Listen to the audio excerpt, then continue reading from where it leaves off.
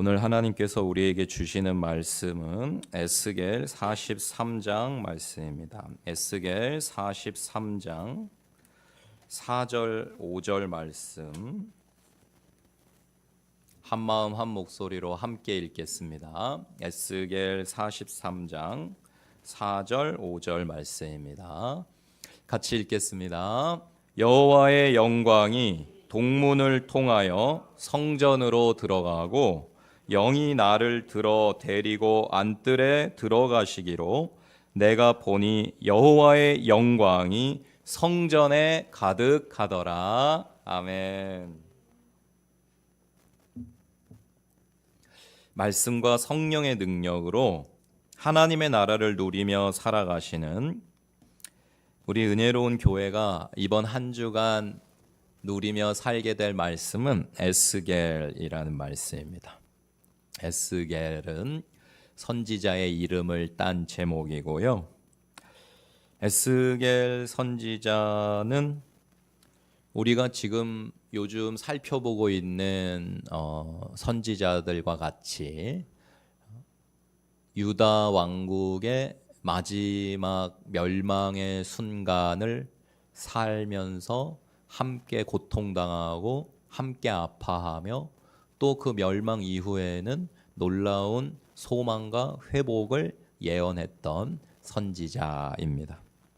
그래서 에스겔서의 주된 주제는 예루살렘의 파괴와 또 재건인데요.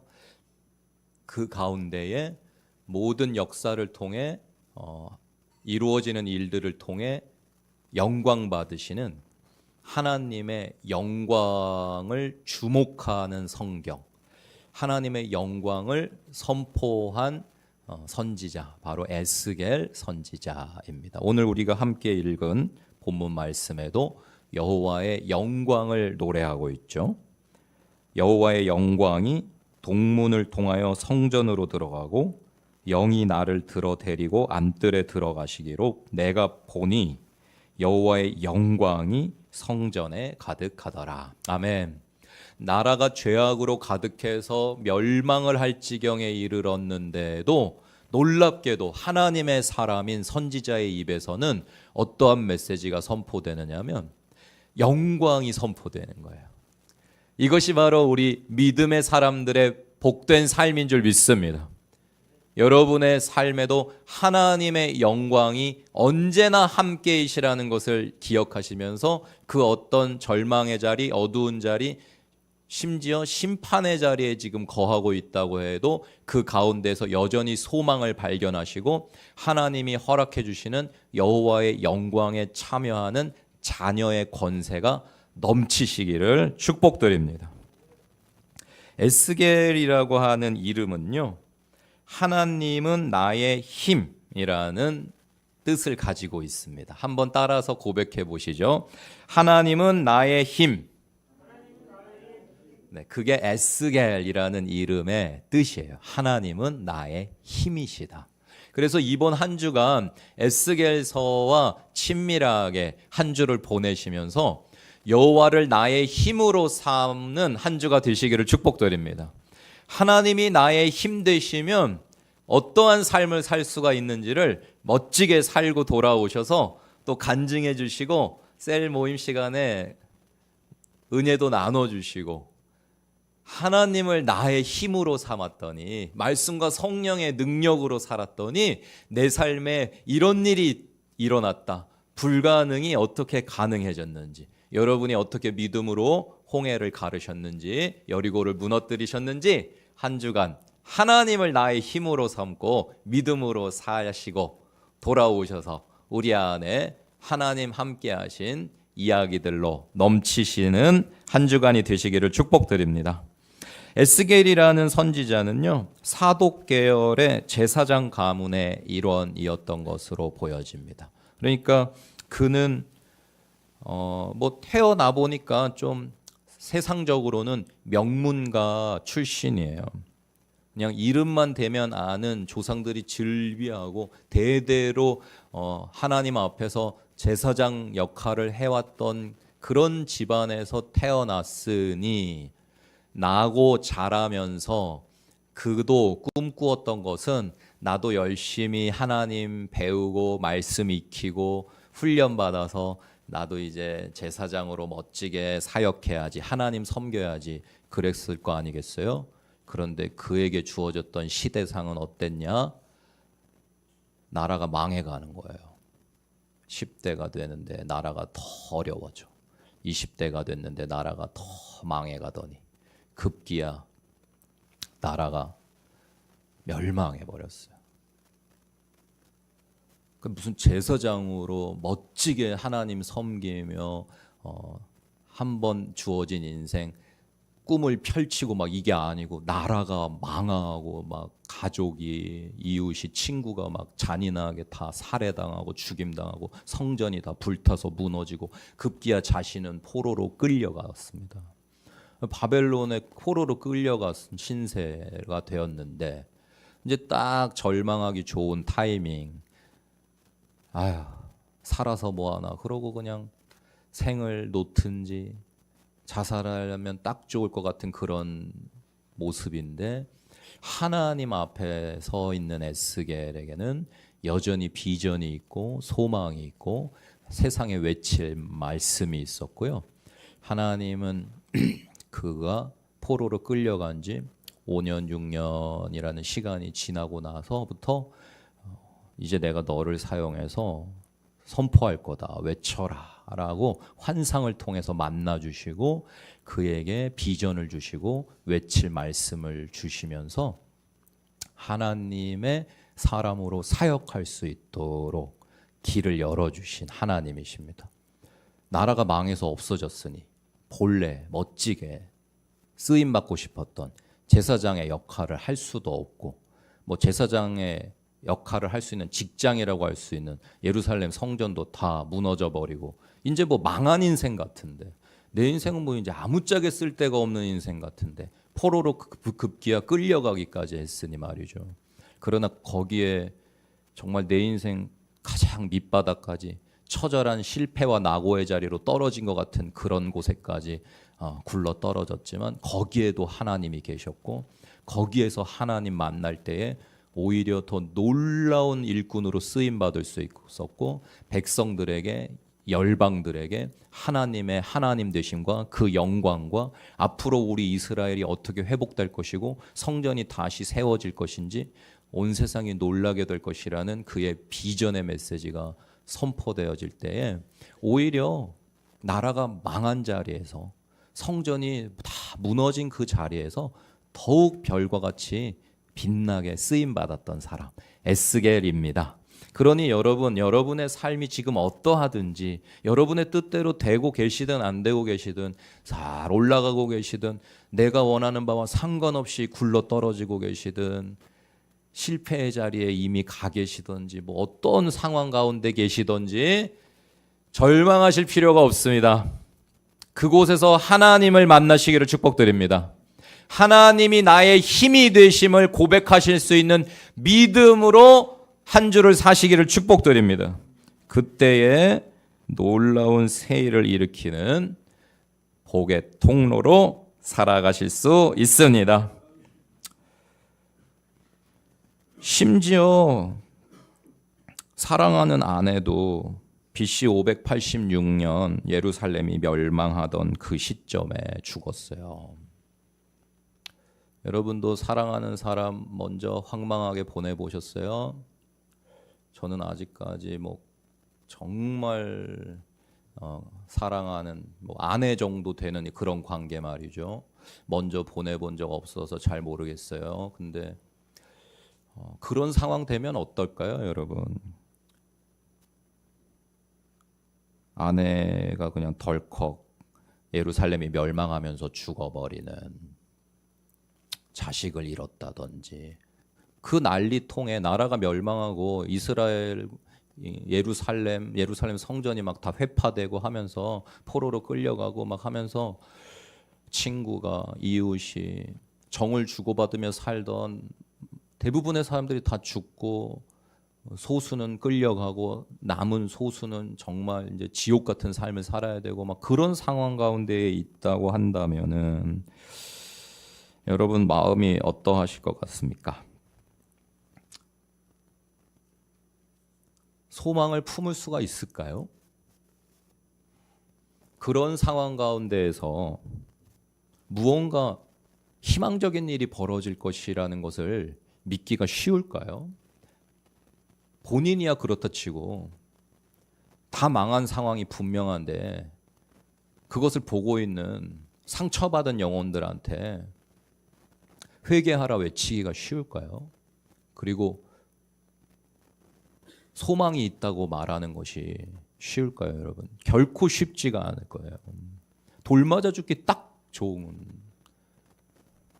나라가 망할 거라고 외치는 것도 돌 맞아 죽기 딱 좋은 거고요. 이미 망했고 사랑하는 이들이 다 죽었고 나라가 다 불타서 막 성전이 회파되고 하나님이 모욕과 멸시를 당하시고 포로로 끌려가고 한 그런 상황에 있는 사람들한테 소망이 있다고 말하면서 막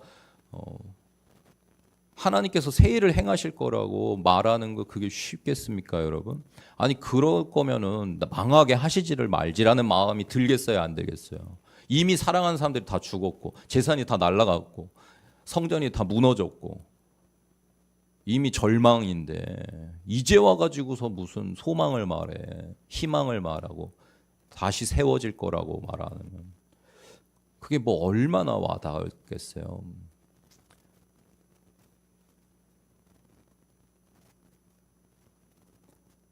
여러분, 우리가 이 세상 가운데 어쩌면 복음을 전함이 전도와 선교의 삶을 살아간다고 하는 것이 에스겔 선지자가 살아야 했던 삶과 비슷한지 모르겠어요. 쉽지 않은 일인 건 분명해요. 왜냐하면 전도 해보신 분들은 아시겠지만은 전도하는 족족 전도를 받는, 전도를 한다는 건 우리가 이제 예수 그리스도를 소개하는 거고 진리를 알려주는 거고 정말 행복을 선물해 주려는 거잖아요. 그런데 모두가 막 웰컴하고 막 기꺼이 받아들이고 좋아하고 막 감사해하고 그러냐면은 이제 뭐 물론 간혹 이제 그런 분들도 있는데 이제 어려움을 당할 때도 있어요. 전도를 하다 보면은 괜히 수모를 당할 때도 있고 욕을 먹을 때도 있고 뭐 심지어는 뭐 침뱉음을 당할 수도 있겠고요. 뭐 수치와 모욕을 당할 수도 있죠. 그러면 우리는 왜 그래야지 되는가? 그럴 걸 우리는 뻔히 알면서도 전도하잖아요. 그러니까 왜 그런가라고 할 때에 에스겔 선지자와 에스겔서를 통해서 하나님께서 우리에게 말씀하시는 바가 분명히 있다고 생각합니다. 한 주간 에스겔서를, 에스겔이란 사람이 그 시대 상황 속에서 어떻게 이런 말씀들을 외칠 수가 있었을까? 받아들이는 이들은 어떻게 받아들였을까를 여러분 생각하시면서 에스겔 선지자의 그 삶을, 그가 외쳤던 그 메시지들을, 그의 마음은 어떤 마음이었겠으며 그것이 정말 쉬웠을까 어려웠을까 생각하면서 읽어보세요. 그러면서 여러분의 삶에도 소망이 생기시기를 축복드립니다. 와, 이 사람은 이런 시대 상황 속에서도 이렇게 살았구나, 이렇게 외쳤구나, 그러면 나도 할 수 있겠구나 라고 하는 소망이 생기실 줄 믿습니다.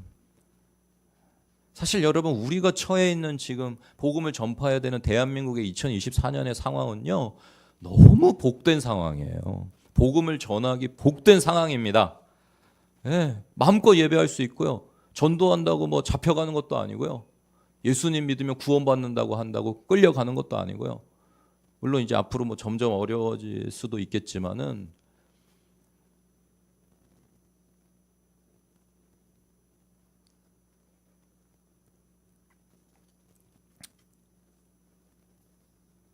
에스겔이라고 하는 성경은 크게 세 부분으로 나누어 볼 수가 있는데요.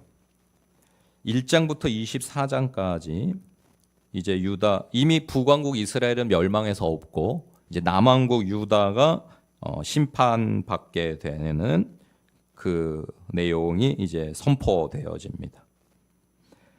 25장부터 32장까지는 이스라엘뿐만 아니라 지금 이스라엘을 멸망시키고 있는 주변 국가들도 결국 돌이키지 않고 계속 우상을 숭배할 때에 어떻게 망하게 될 것인지를 하나님께서 선포하게 하세요.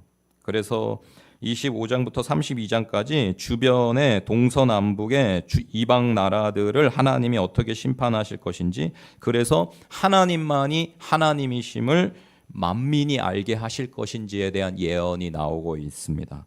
25장은 동과 서에 위치한 나라들, 26장에서 28장은 북부에 위치한 나라, 29장부터 32장은 남부에 위치한 나라들이 나오고 있는데요.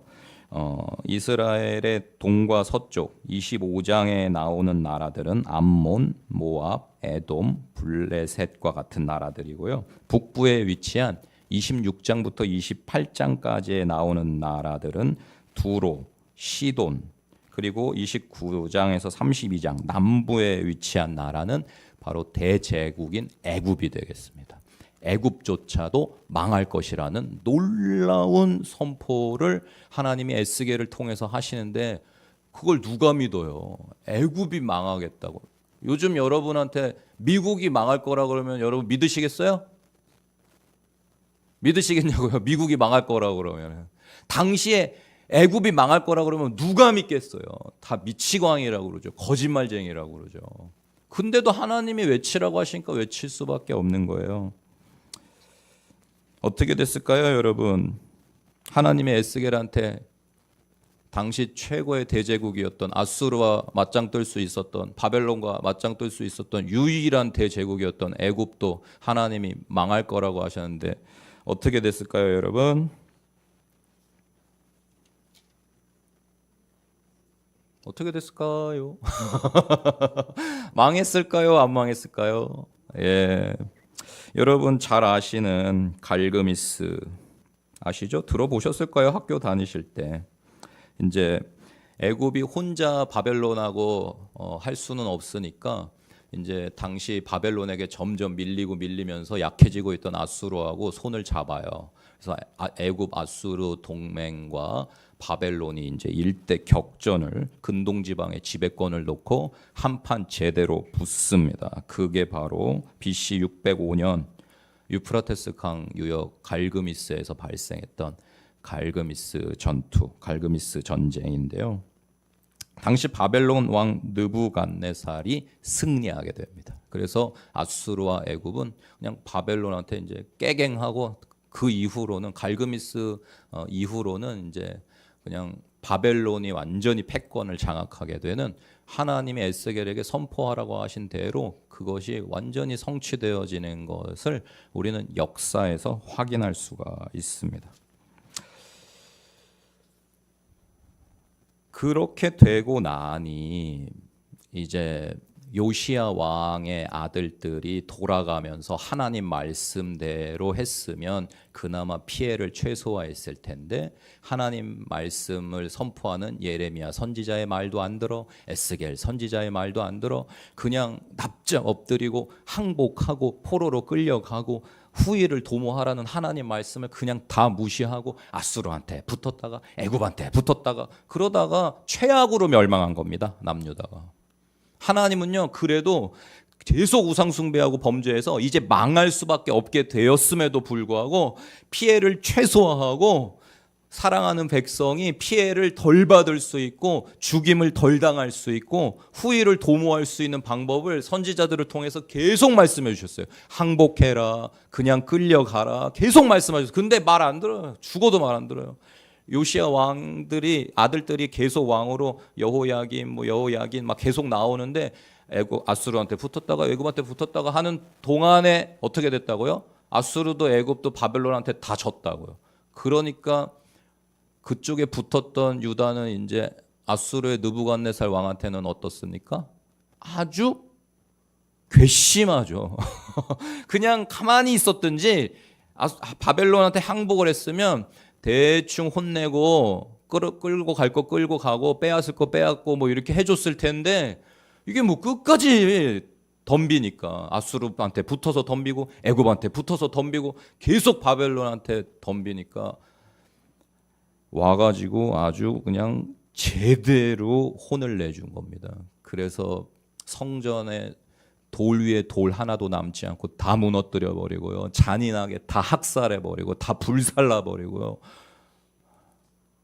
하나님 말씀을 무시하면, 우습게 여기면 그렇게 됩니다, 여러분.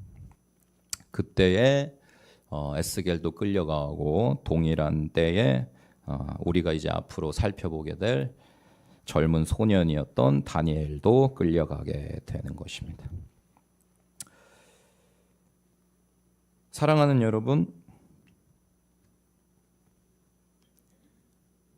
우리는 하나님께서 창조하신 세상에서 하나님께서 이루어 가시는 구원의 역사 속에 살아가고 있음을 잊지 마시기를 축복드립니다. 인류의 역사는요, 결코 인간들이 어떤 뛰어난 영웅이, 위대한 지도자가 써내려간 기록이 아니에요. 인류의 역사는요. 인류의 역사를 뭐라고 부릅니까? 영어에서 히스토리라고 해요. 그게 역사예요. 히스토리. 스토리예요. 히즈 스토리. 줄여서 히스토리가 됐어요. 누구의 이야기가 인간의 역사이게요? 예. 성경 전체의 주인공이신 예수님의 이야기. 예수님과 사람들이 함께 하나님의 뜻을 이루어가고 하나님의 나라를 이루어갔던 것이 인류의 역사고 지금도 진행 중이고 주님 다시 오실 때까지 써내려가게 될 하나님의 이야기가 역사입니다. 인간들의 작품이 아니에요. 하나님이 허락하시지 않는 것 될 수 없고요. 하나님 맘먹으시면요, 불가능한 것이 없습니다. 어제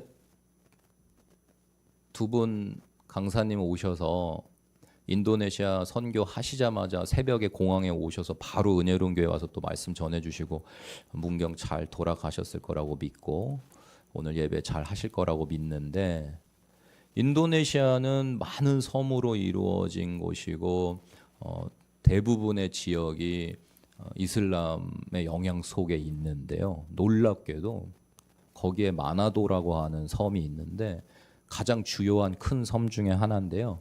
이 마나도는 그냥 천국의 섬이라고 불리는 섬인데 대부분이 기독교입니다. 놀랍게도 인도네시아라고 하는 이슬람 국가의 한 섬이, 주요한 큰 섬이 그냥 하나님 섬기는 게 당연한, 그냥 청소년들이 막 25,000명씩 모여서 막 캠프를 할 정도로 엄청난 부흥이 일어나고 있는 그런 섬인데요. 마나도. 우리 은혜로운 교회도 언젠가 마나도에 가서 복음도 전하고 그들과 함께 예배도 하게 되는 원데이 파이어를 하게 되는 날이 올 거라고 믿는데요. 어떻게 그런 일이 일어나지? 왜냐하면 역사를 주관하시고 써내려 가시는 이가 하나님이시기 때문입니다. 무슨 이슬람 지역이 되었든 뭐가 됐든 하나님께서는 계속해서 아름답고 선한 일들을 이루어 가고 계시는 줄 믿습니다. 2000년 전 배고픈 자들에게 오병이어로 든든하게 밥을 먹이셨던 그 주님은 여전히 사셔서 오늘날도 배고픈 자들을 먹이고 계시는 줄 믿습니다. 저와 여러분을 통해서도 먹이고 계시고 도저히 하나님의 일꾼으로 쓰임받는 그런 사람들이 없고 물리적으로 전혀 먹일 수가 없는 상황에서는 여전히 기적적인 방법으로도 오병이어로 많은 이들을 먹이시고 계시는 하나님이심을 믿으십시오. 그 하나님은 어제나 오늘이나 내일이나 동일하신 분이시고 회전하는 그림자도 없으시고 2000년 전에 오병이어로 수만 명을 먹이실 수 있으셨으면 2000년 뒤에도 먹이실 수 있는 하나님이신 줄 믿습니다. 하나님이 하나님이심을 하나님은 지금 계속 세상 가운데 증거하고 계세요. 우리 마음마다 말씀하고 계시고 내가 너를 창조한 아버지야. 내가 너를 위해 십자가에서 죽은 구원자야. 계속해서 누군가를 통해 듣게 하시고 이루어져 가는 일들을 통해서 깨닫게 하시고 하나님은 사랑하는 이들을 부르고 계시는 줄로 믿습니다. 저와 여러분은 먼저 그것을 듣고 믿고 받아들이고 이제 예수 그리스도의 신부인 몸과 주님의 몸이 되고 손과 발이 되어서 예수님과 함께 이 땅을 하나님의 나라로 만들어가는 멋진 일꾼들이심을 기억하시기를 축복드립니다. 여러분을 통해서 하나님이 하실 수 있는 일은 놀랍습니다. 저와 여러분이 메마른 뼈다귀와 같아도 상관없습니다.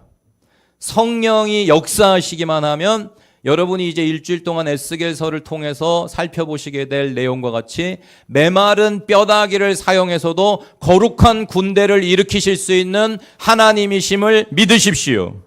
마른 뼈가 살아나서 서로 연락되고 살이 붙고 힘줄이 생기고 강한 군대가 되어서 행진해 나가는 그 환상을 가지시고 한 주간 세상 가운데 주눅들지 마시고 쫄지 마시고 하나님의 일꾼으로 믿음의 복음의 용사로서 복음 전하시며 누군가에게 예수 믿자 하시며 이번 주일에 같이 교회 가자 초청하시며 복음의 전사로 살아가시기를 축복드립니다. 36장 26절은 이렇게 말합니다. 또 새 영을 너희 속에 두고 새 마음을 너희에게 주겠다. 아멘. 여러분과 저에게 이번 한 주간 에스겔서를 통해서 하나님이 어떠한 일을 하실 거냐면요. 또 새 영을 너희 속에 두고 새 마음을 너희에게 주겠다. 아멘. 여러분, 우리가 날마다 새롭게 창조되는 존재임을 믿으십시오. 우리의 육신은 날로 후퇴하고 늙어가고 병들어가고 잠시의 그 죽음이라는 관문을 향해서 가고 있지만은 그게 우리의 마지막도 아니고 절망도 아니고요. 죽음이 끝도 아니고요. 정말 영원한 진짜 인생으로 가는 그 여행을 하고 있을 뿐. 우리는 잠시 나그네로 한 100년 정도 이 세상에서 하나님 나라를 예행 연습하고 주님과 함께 누리는 하나님 나라를 어떻게 사는 건지를 훈련하다가 이제 죽음이라는 문을 통과해서 그 영원한 시간으로 가는 게 인생인데요. 여러분, 그 시간 동안에 우리에게 날마다 새 일을 행하시는 하나님을 찬양하십시오. 우리에게 이번 예수제자학교를 통해 새 비전을 주신 하나님을 찬양하십시다. 지난 25년 우리 은혜로운 교회는 멋지게 자라왔고 성숙되어져 왔어요. 이제 우리의 다음 스테이지는요, 다음 우리가 도전해야 될 목표는 뭐냐면 이제 전도와 선교를 하는 예수님의 참 제자의 삶을 무장하는 더욱 멋진 모습으로 살아갈 앞으로의 25년을 우리는 꿈꾸고 있습니다.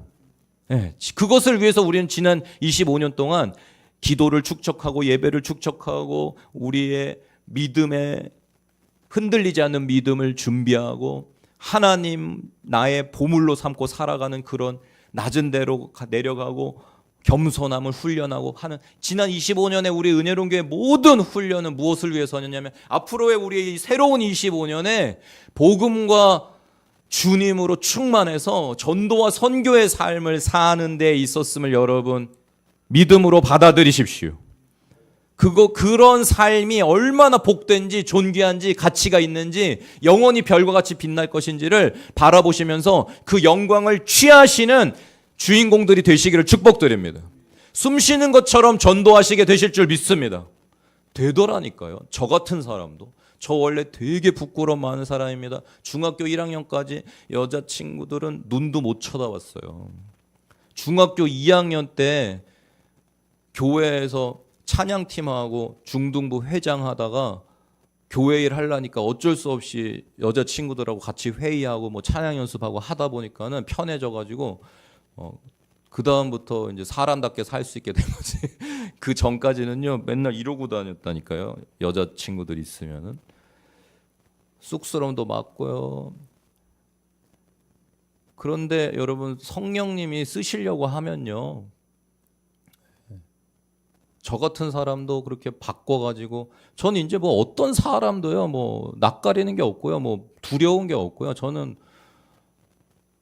누구 만나도 이제 예수 믿자고 할 수 있습니다. 요즘엔 정말 어디 가서 누굴 만나도요 자연스럽게 전도 성경을 드리고요 예수님 믿으면 행복하다고 말해주고요, 축복기도 해주고요, 뭐 별의별 방법으로 뭐 과일 사주고요, 뭐 빵 사주고요, 뭐 이거 선물하고요, 저거 선물하고요, 뭐 하여튼 저한테 생긴 거 전부 다 전도하는 데 쓰고요. 제 시간, 제 돈, 제게 주신 하나님의 은사, 성경의 지식, 그냥 어떤 사람을 만나든지 뭐 정수기 필터 갈러 오셨으면 커피 드리고 선물 드리면서 신앙생활 하시냐고, 안 하고 있다고. 아, 사장님 인상이 너무 좋으신데 꼭 예수 믿고 구원 받으십시오. 저희 교회 예배는 10시 30분에 일요일에 있는데요. 한번 꼭 와보세요. 정말 행복합니다. 그냥 숨 쉬는 것처럼요, 전도가 되더라고요. 이게 계속 매주 꾸준히 연습을 하고 훈련을 하니까 그냥 복음을 전하기 위한 삶을 사는 게 되더라고요. 제가 원래 진짜 못하는 사람이었는데 돼요. 불가능이 없습니다, 여러분. 그러니까 여러분, 나는 전도 못해. 아유, 그 목사님이나 그렇게 사는 거지. 나는 아니야라는 믿음을 버리십시오. 우리는 모두 영혼을 구원하기 위해 땅끝까지 복음을 들고 갈 주님의 제자로, 일꾼으로 부름받았음을 믿으십시오. 여러분의 삶의 자리에서 여러분의 기도가, 여러분의 사랑이, 여러분의 나눔이, 여러분의 희생이, 여러분의 배려가, 여러분의 양보가 복음을 전달할 수 있는 통로가 될 줄 믿습니다. 정말 별거 아닌 거에도 한 영혼이 구원될 수가 있어요. 정말 별거 아닌 거에도 성령님이 역사하시면 놀라운 일이 일어날 수 있습니다. 새 영을 부어주신다고 약속하신 하나님을 신뢰하십시오. 내가 너희에게 새 영을 부어줄게. 새 마음을 줄게. 아멘. 주님이 주신 새 마음으로 갈아 끼우시기를 축복합니다. 예수님 없던 때에도 여러분 뭔가 마음이 있으셨을 거예요. 이제 예수님을 알게 되고 믿게 된 다음에는 새 마음이십니다. 이제 성령이 오셔서 내주하시는, 여러분 안에 함께 거하시는, 하나님이 늘 함께 계신 여러분은 성전이시고요. 여러분의 그 새 영은 여러분 안에만 갇혀 계실 수가 없고, 여러분을 통해서 자연스럽게 누군가에게로 성령께서 선물로 전달되어지게 되실 줄 믿습니다. 여러분 안에 계신 생명이신 주님은요, 결코 여러분 안에 갇혀 계시지 않습니다. 여러분의 입술로, 여러분의 행동으로, 여러분의 삶으로, 여러분의 사랑으로 세상 가운데로 누룩과 같이 30배, 60배, 100배로 퍼져가기를 바라시는 주님이심을 기억하시면서 안 된다 하지 마시고요. 어떻게 하면 할 수 있을까? 어떻게 하면 될까? 저 사람한테는 어떤 방법으로 전도해야 될까? 우리 아빠한테는, 우리 여동생한테는 어떻게 하면은 교회에 한번 데려갈 수가 있을까? 성령님이 하시면 됩니다. 성령님께는 놀라운 지혜가 있으십니다. 우리가 하려고 그러면 안 돼요. 그러니까 안 되는 게 맞으니까 여러분 뭐 주눅 드실 필요도 없고요. 낙심하실 필요도 없고요.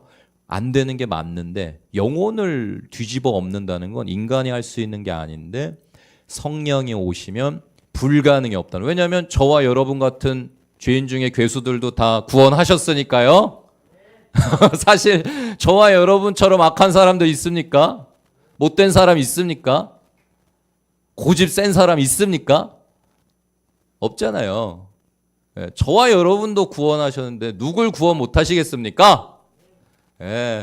다 구원하실 수 있습니다. 한번 따라서 고백하시죠. 나도 구원하셨으니 저도 구원하실 수 있다. 우리 이 믿음을 가지고 예수님 자랑하십시다. 에스겔서와 함께 한 주를 사시면서 저도 에스겔처럼 꼭 말해야 될 걸 말할 수 있는 인생 되게 해주세요. 하나님, 저 영혼에게 제일 필요한 한마디, 예수님 믿자. 예수님 믿고 우리 천국 가자라고 말할 수 있게 해주십시오. 오늘 우리 함께 기도하십시다.